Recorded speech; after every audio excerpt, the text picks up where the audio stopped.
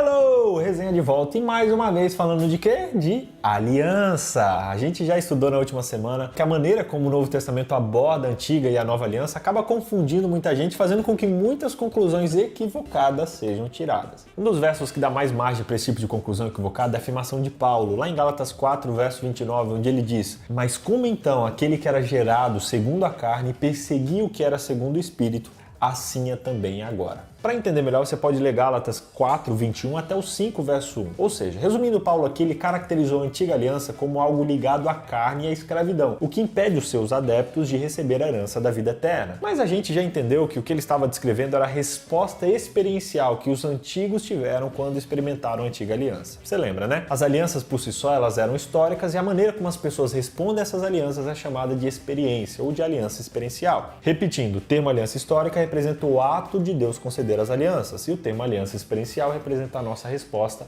às alianças históricas de Deus. Isso tem que ficar gravado dentro de você, porque essa compreensão faz total diferença nos princípios que eu e você seguimos e defendemos. E você pode precisar explicar isso um dia para alguém, por isso vai ser importante você saber. Finalmente, quando Jesus veio ao mundo, ele morreu na cruz, ele inaugurou uma nova aliança histórica. Semelhantemente, quando ele entra na vida de alguém por meio da conversão, ocorre uma experiência da nova aliança, seja qual for o período histórico em que a pessoa viva. Tá entendendo? Reconhecer a diferença entre a antiga e a nova aliança como períodos históricos antes e depois de Cristo e a antiga e a nova aliança como experiências pessoais, aceitar ou rejeitar o evangelho, nos permitirá entender por que o Novo Testamento às vezes parece estar alertando a gente contra qualquer ligação com a antiga aliança e a sua lei. Uma doçura.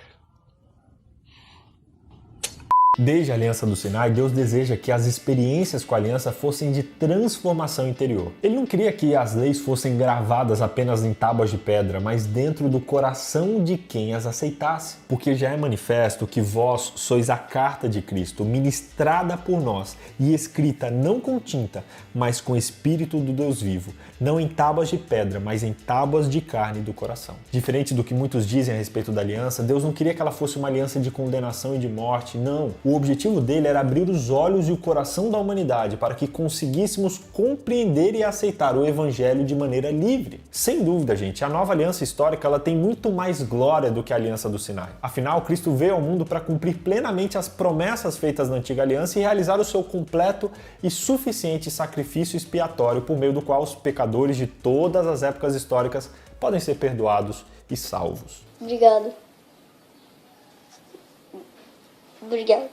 Para muitos cristãos, 2 Coríntios 3:6 ensina que a aliança do Sinai apresentava a lei de Deus como uma letra que mata, enquanto a nova aliança ela representava o espírito que vivifica. No entanto, gente, o contexto de 2 Coríntios 3 já mostra uma interpretação totalmente diferente que se harmoniza com o que a gente encontra na revelação bíblica. A aliança do Sinai e a nova aliança histórica compartilham a mesma essência espiritual e o mesmo evangelho eterno. No capítulo anterior, Paulo descreveu sua pregação do evangelho como uma bela fragrância divina. Note como Paulo descreveu de forma tão expressiva os resultados da sua própria pregação. Ele diz: para os que estão perecendo, somos cheiro de terrível morte e condenação, mas para os que estão sendo salvos, somos cheiro e perfume que dá vida. Consegue entender? A própria pregação que Paulo fazia do evangelho da nova aliança trazia morte para alguns e vida para outros. Como isso é possível? A rejeição do evangelho, uma adesão legalista a ele, representa uma experiência da antiga aliança que leva a pessoa à morte. Por outro lado, a aceitação do evangelho por meio da fé e da obediência que vem da fé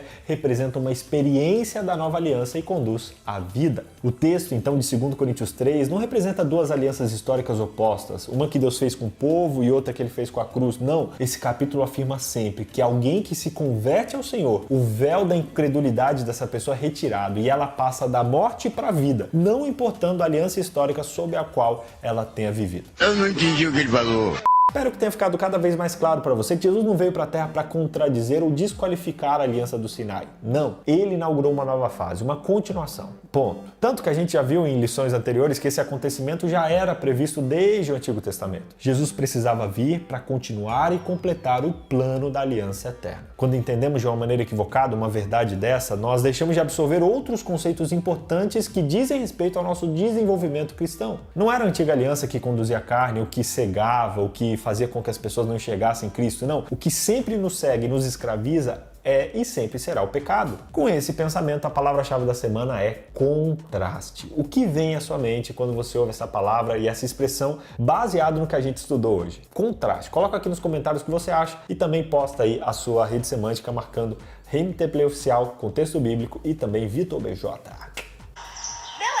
Desde o pecado do Éden, as gerações seguintes já vêm com defeito de fábrica, já nascem espiritualmente desfiguradas. O véu que é tanto mencionado no texto dessa semana, ele cobre o nosso coração e nos impede de ouvir o Espírito Santo. A nossa mente, ela tá cega e fechada para as verdades espirituais e ela se considera às vezes autossuficiente. O plano de Deus era bem diferente dessa realidade. Cada descendente de Adão e Eva foi originalmente desenhado, projetado e destinado para ser a imagem e semelhança do Criador. Imagina que sonho! Quando a gente experimenta a transformação da nova aliança no nosso coração, a gente experimenta um coração sensível e aberto ao Espírito Santo. Essa transformação ela acontece inclusive de 3 formas. Primeiro, o Evangelho alcança todas as pessoas. Segundo, todos têm o livre-arbítrio de decidir fazer parte ou não dessa aliança. E terceiro, todo que acredita, que crê e que confia é transformado. Você já aceitou essa transformação? Ellen White diz que quando se revestiu da natureza humana, Cristo ligou a humanidade a si próprio com um elo de amor que nunca pode ser desfeito por poder algum, a não ser pela escolha do próprio ser humano. Satanás estará sempre tentando nos seduzir para desfazermos esse elo, escolhendo separar-nos de Cristo. É aqui que precisamos vigiar, lutar e orar para que nada nos induza a escolher outro mestre, pois seremos sempre livres para assim fazer. Resumindo então, primeiro, precisamos compreender corretamente a ligação entre a antiga e a nova aliança, isso é fato. Segundo, todas as alianças têm o objetivo de transformar o coração do ser humano. Terceiro,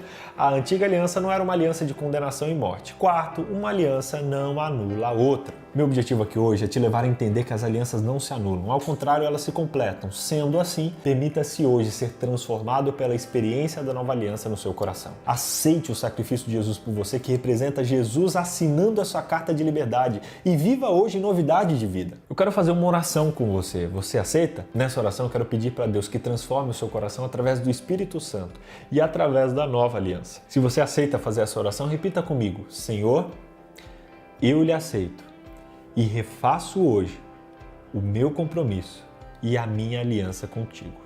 Em nome de Jesus. Amém.